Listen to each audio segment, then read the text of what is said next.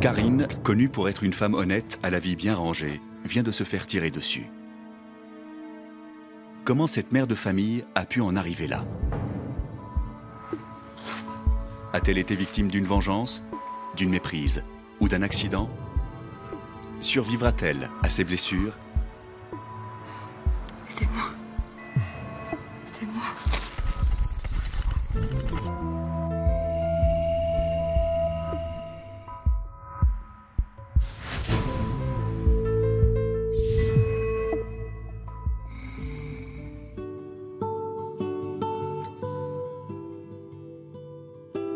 Une HLM de la banlieue de Lille. C'est ici que tout a commencé 3 mois auparavant.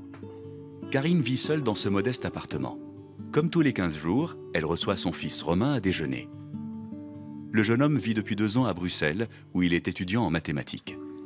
Ce jour-là, Karine est loin de se douter que son fils a une nouvelle très importante à lui annoncer. Tu devrais t'asseoir, maman. J'ai quelque chose à te dire. Oui. Tu vas être grand-mère. C'est vrai? Oh, je suis tellement heureuse. Oh, mon Romain. Grand-mère. J'arrive pas à réaliser.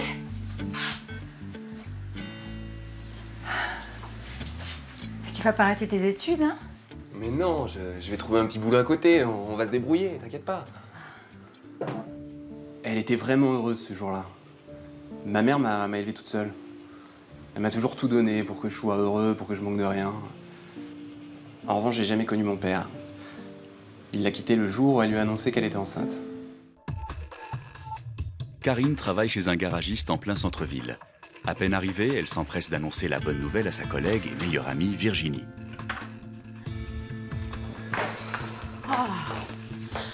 J'ai encore raté une vente, j'en ai marre.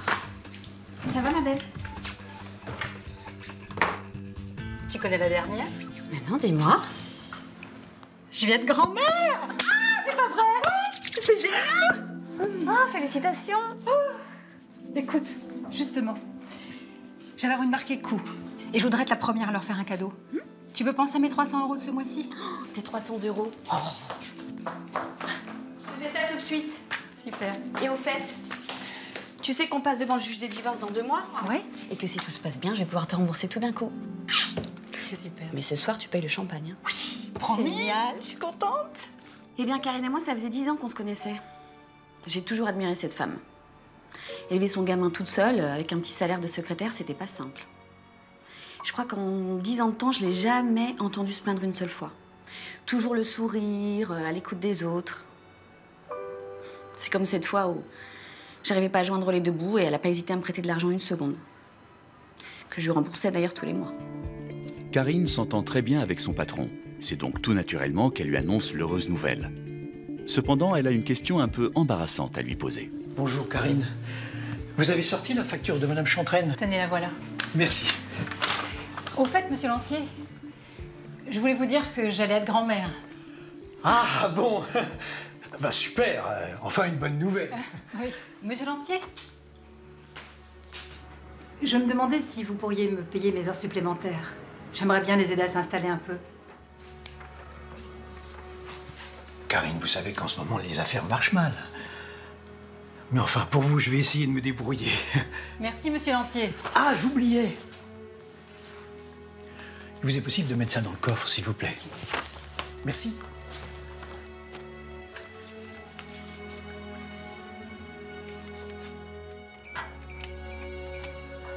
Karine, c'était la secrétaire dont rêvent tous les patrons.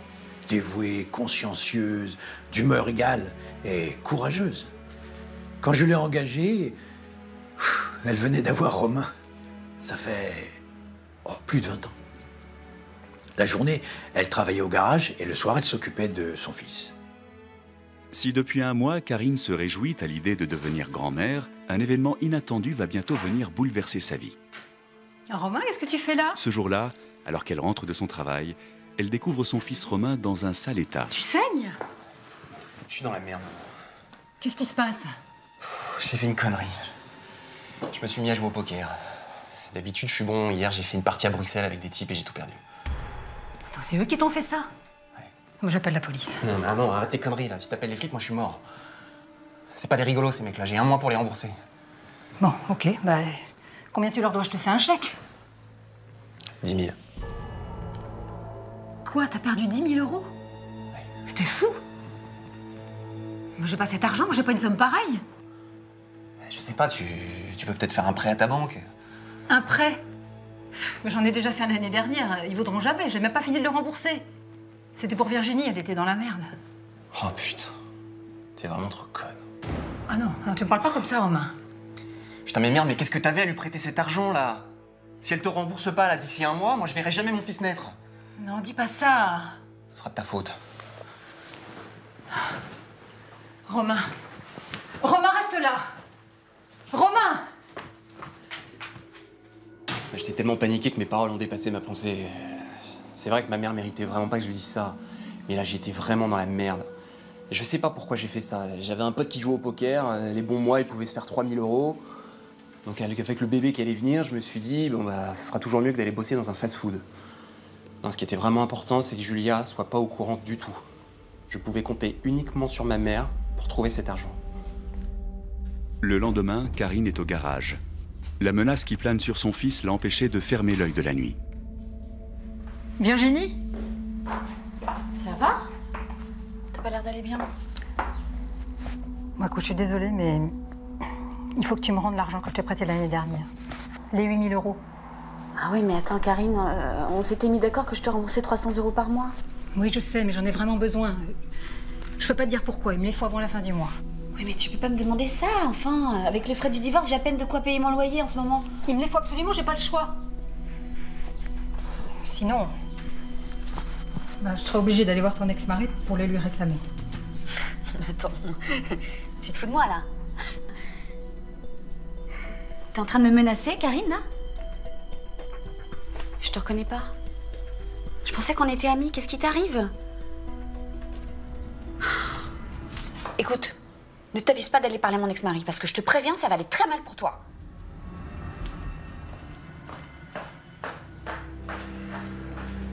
Il y a 1 an, je suis tombée folle amoureuse d'un jeune musicien. Il était fauché. Alors évidemment, c'est moi qui payais les restos, les hôtels, les week-ends, enfin bref. Et je me suis endettée. Il fallait surtout pas que mon mari le sache. Donc j'ai mis Karine dans la confidence et c'est pour ça que je lui ai demandé de l'argent. Mais bon, de là à me menacer d'aller tout lui raconter, j'ai trouvé ça vraiment dégueulasse. En plus, elle savait très bien qu'il serait pas gêné de s'en servir contre moi pour le divorce. Et là, c'est sûr, je perdais tout. Dans 2 mois, Karine va être victime d'une agression.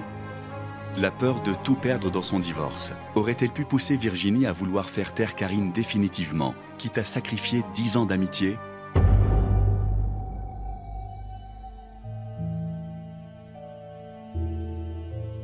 Karine, très inquiète pour son fils, a alors rassemblé les quelques économies qui lui restaient sur son compte en banque. Ça va, maman? Pourquoi tu m'as appelé? Tiens, regarde, il me restait un peu d'argent et j'ai vendu la bague de ma mère.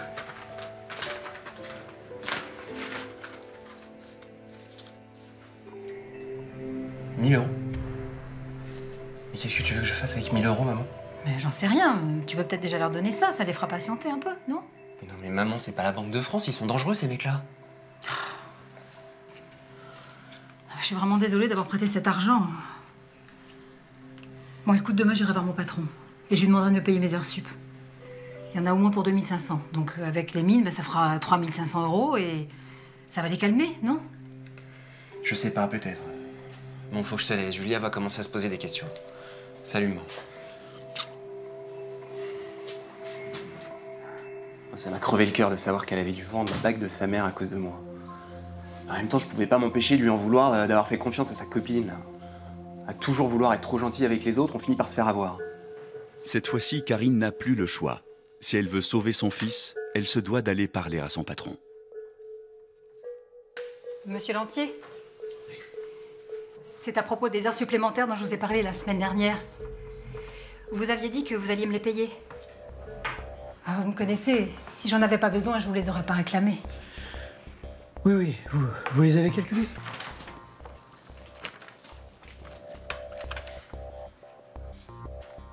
« 2620 €?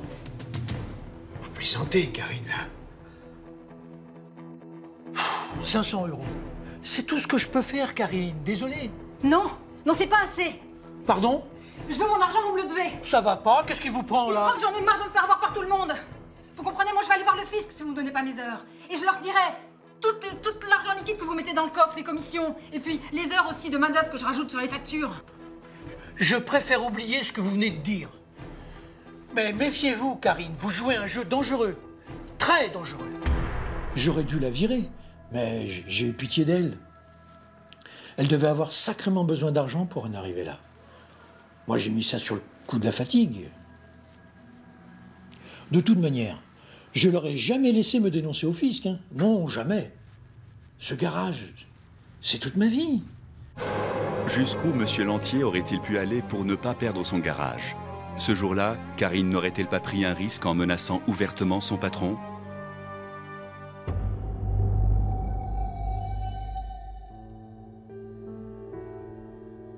Chaque heure qui passe rapproche un peu plus Karine de l'échéance qu'elle redoute tant. Malgré tous ses efforts, elle n'arrive pas à rassembler la somme nécessaire pour son fils. Cette femme qui a toujours mis un point d'honneur à ne jamais baisser les bras sombre peu à peu. Et aujourd'hui, la réaction de son fils ne va rien arranger. Qu'est-ce que tu fais, Romain? Tu fouilles dans mes comptes. Je suis sûr que t'as du pognon, tu peux pas me le dire. Mais t'es devenu fou, quoi. Oui, je viens fou. Ce matin, ils étaient dedans chez moi. Ils m'ont dit qu'ils s'en prendraient à Julia si je payais pas. C'est quoi ça, hein? C'est quoi? Mais ça, c'est mon assurance décès. Je cotise tous les mois. Ce papier, ça veut dire que si je meurs accidentellement, tu toucheras 30 000 €.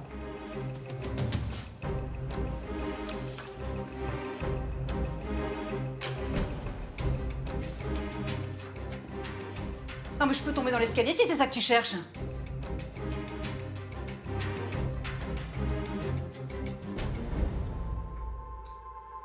J'avais peur, et la peur, ça rend fou. Je sais pas pourquoi, mais c'est comme si tous les griefs que j'avais eus contre ma mère depuis mon enfance étaient remontés à la surface ce jour-là. Je lui en voulais de pas avoir choisi un autre homme pour être mon père, je lui en voulais de pas s'être casé. Au moins, à défaut d'avoir eu un père, j'aurais eu un beau-père.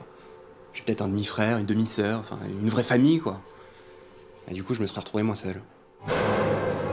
Et si, pour Romain, toucher l'assurance décès de sa propre mère devenait son assurance vie? Serait-il capable de lui tirer dessus?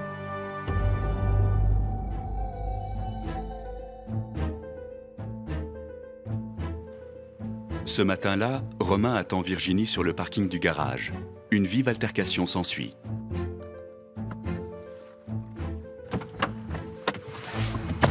Je te préviens, moi je suis pas comme ma mère, t'entends? Alors t'as intérêt à lui rendre son argent avant lundi, ok? T'as compris? Oui, arrête, tu me fais mal. T'as compris? Oui! Avant lundi, ok? Il est fou, c'est pas possible. Je connaissais Romain depuis 12 ans. C'était un gamin adorable. Gentil, bien élevé, poli. Je l'amenais même au cinéma.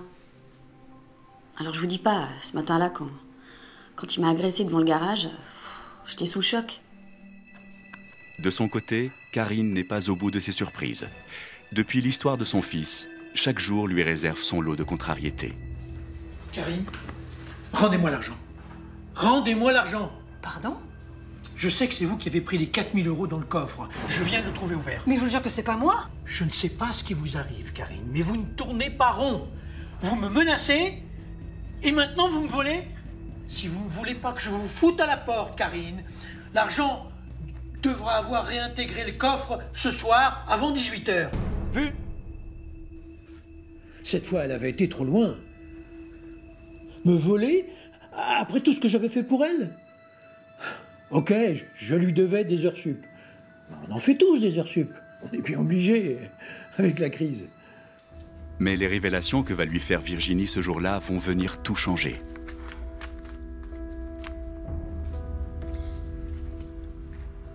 C'est pour Romain que tu avais besoin de cet argent, Karine, c'est ça?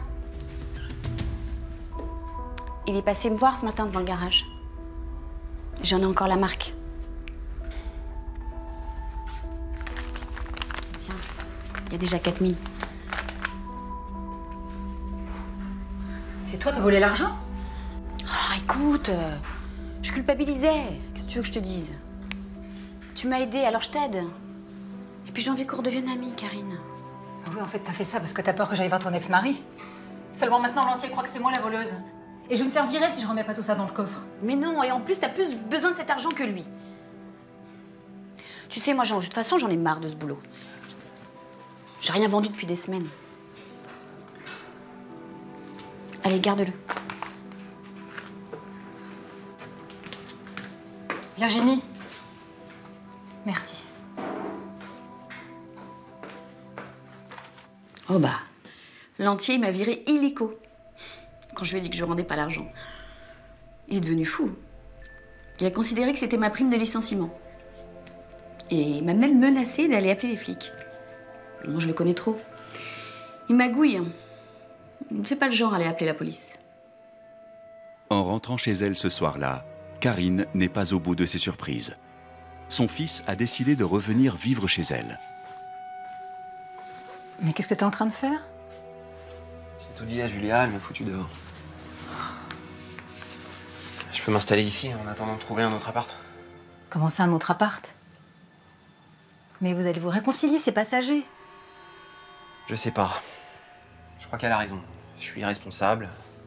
Je suis trop jeune pour avoir un bébé. Bon, écoute, t'es fatiguée. Tu vas rester ici cette nuit pour te reposer, puis demain matin, tu iras lui demander pardon, d'accord? Non mais tu comprends pas, maman, c'est fini. C'est trop pour moi tout ça. Je suis pas prêt. Ouais, d'accord. En fait, tu veux faire comme ton père? Tu veux te défiler? C'est ça? Je te préviens, Romain. Si t'abandonnes Julia le bébé, t'es plus mon fils. Puis tiens, ça les fera peut-être un peu patienter. J'étais complètement paumé. Alors c'est vrai, j'ai pensé à abandonner Julia et le bébé. J'ai même commencé à comprendre la lâcheté de mon père, c'est pour vous dire. Mais voilà, je pensais que c'était mieux de finir mes études, qu'après je pourrais gagner de l'argent et que je pourrais subvenir aux besoins du bébé. Mais là, je sentais que ça allait tout faire foirer. Je me sentais pas assez fort pour tout mener de front, voilà.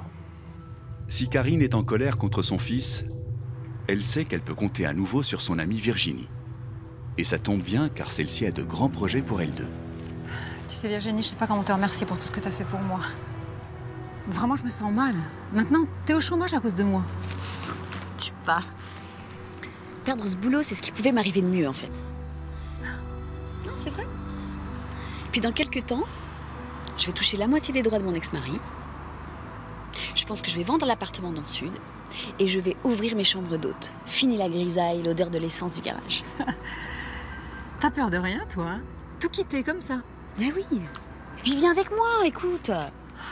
Attends, ce serait génial.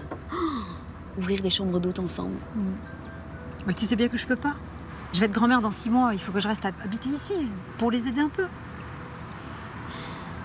Tu pourrais pas penser un peu à toi pour une fois? Eh bien, c'est vrai que j'ai toujours rêvé d'ouvrir des chambres d'hôtes. Et le faire avec Karine, c'était génial. Moi, je suis plus commerciale et elle, c'est la pro de l'organisation. Ah, et vraiment, ça aurait été l'idéal. Mais avec l'arrivée du bébé, et puis elle a toujours pensé à son fils d'abord. Je lui ai dit, hein. À force de trop penser aux autres, on finit par s'oublier soi-même. Et ça peut finir mal. Les 6 000 € que Karine a réussi à récolter n'ont pas calmé les créanciers de Romain. Et ils n'ont pas mis beaucoup de temps pour retrouver la trace du jeune homme chez sa mère. Qu'est-ce qui se passe ici? Romain, mon chéri, qu'est-ce qu'il y a? Qu'est-ce qu'ils t'ont fait? Ça va, ça va. Ils sont venus récupérer le reste de l'argent, comme j'avais rien à leur donner, ils se sont énervés. Il faut trouver 4 000 € avant lundi. Et si on n'y arrive pas? Je les attendrai avec ça. Qu'est-ce que tu fais avec ça, Romain? T'es fou? Écoute, donne-moi cette arme. Je sais pas qui t'a donné ça, mais donne-la moi tout de suite. Non, je vais pas me laisser faire, maman. S'il te plaît, Romain. Je te promets. On va trouver cet argent, je te le promets. Mais tu dois me donner cette arme. S'il te plaît. Donne-la moi. Tiens.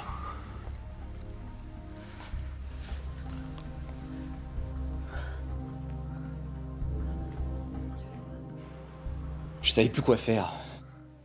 On a pu trouver 4 000 € en 5 jours, mais c'était impossible. Dans moins de 5 jours, Karine va se faire tirer dessus. Qui donc a bien pu s'en prendre à elle? Un fils dont les dettes lui auraient fait perdre la raison? Un patron malhonnête qui ne veut pas qu'on découvre ses comptes? Ou Virginie, l'amie fidèle que personne ne soupçonne? Ce retour d'amitié est-il vraiment sincère?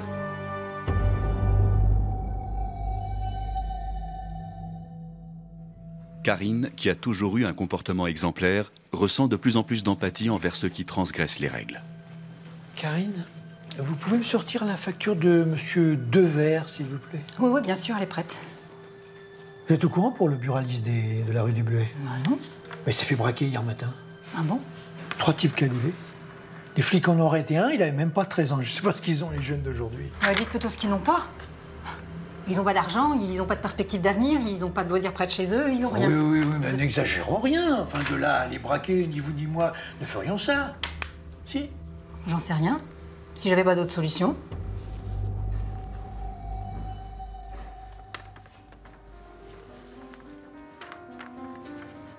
Je ne sais pas pourquoi, j'ai eu froid dans le dos quand elle m'a répondu ça. J'ai eu une mauvaise impression. Peut-être son regard... elle a eu un regard froid, sans émotion. Je n'avais jamais vu ça chez elle avant. À peine son travail terminé, Karine s'empresse de retrouver Virginie pour lui annoncer son projet fou. Un braquage. Quoi? Un braquage? Non mais ma pauvre fille, t'es devenue complètement en barge. Je te jure, j'y ai pensé toute la journée, c'est la seule solution. Arrête, tu te fous de moi là. Non, mais j'ai pas envie que mon fils se fasse tuer. T'as une meilleure solution, toi? J'ai 3 jours pour trouver 4 000 €. N'importe quoi. Attends. Regarde. Non mais ça va pas, mais range-moi ce truc, mais t'es malade? C'est pas possible. Là, j'ai senti qu'elle irait jusqu'au bout et que c'était pas une plaisanterie. Je la voyais tellement déterminée. Qu'est-ce que je pouvais faire, moi? J'allais pas quand même la dénoncer aux flics. C'était mon amie. Non, ce que j'espérais, c'est qu'elle change d'avis. Mais Karine n'est pas le genre de femme à renoncer. Et c'est Monsieur Lantier, son patron, qui, sans le vouloir, va lui donner l'occasion de commettre un acte fou. Oui, monsieur Guillot, oui. Vous deviez venir chercher votre moto hier. Ah, d'accord. Pas avant dimanche. Ok. Dites, monsieur Guillot, vous pensez à ma petite enveloppe? Oui, 5 000. C'est ça, 5 000. C'est parfait, monsieur Guillot. Bonne journée. Le lendemain, Karine est prête à passer à la vitesse supérieure pour récupérer l'argent que doit son fils. Et contre toute attente, Virginie va lui proposer son aide. Écoute, le client va venir dimanche. Il y aura 5 000 € de commission pour Lantier, en liquide. Il n'y a personne dans le quartier dimanche. Moi, je l'attends devant et je le braque. Qu'est-ce que t'en penses? Je pense que t'as besoin d'une voiture. Non. Attends, je peux pas te mêler à ça. Écoute, si t'as pas de voiture, tu peux pas fuir. Donc, il faut une voiture.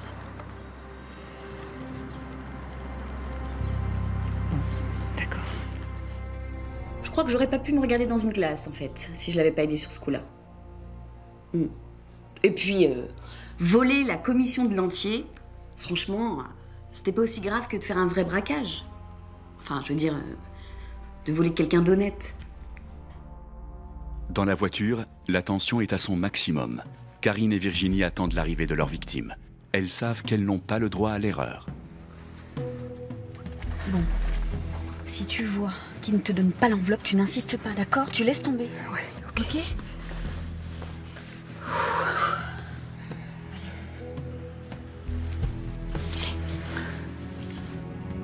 J'y vais.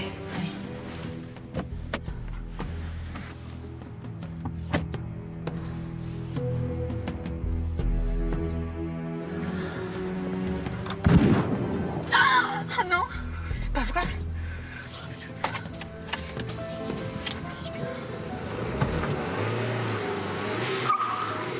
De là où j'étais, je pouvais pas voir ce qui se passait.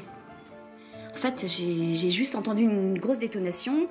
J'ai pris peur et puis dans la panique, voilà, je la voyais pas revenir et du coup, j'ai pris la fuite.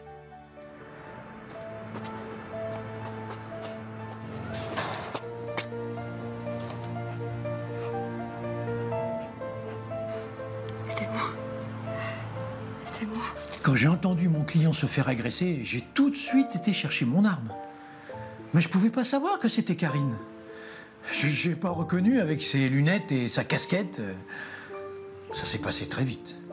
Quand j'ai vu qu'elle me braquait le revolver sur moi, j'ai pris peur et j'ai tiré. Aujourd'hui, je suis devenu papa d'une petite Léonie. C'est la plus belle chose qui me soit arrivée. Ça m'a remis les pieds sur terre. Alors en ce moment, je travaille en même temps que mes études. C'est pas facile, mais dans 1 an, j'aurai mon diplôme. Pour l'avenir, j'espère une chose. Être capable de donner à ma fille autant d'amour que ma mère a pu m'en donner à moi. Karine passera 2 semaines à l'hôpital avant d'être placée en maison d'arrêt en attente de son jugement. Lors de son procès, la justice, sensible à l'histoire de cette mère qui a voulu protéger son fils, se montrera clémente.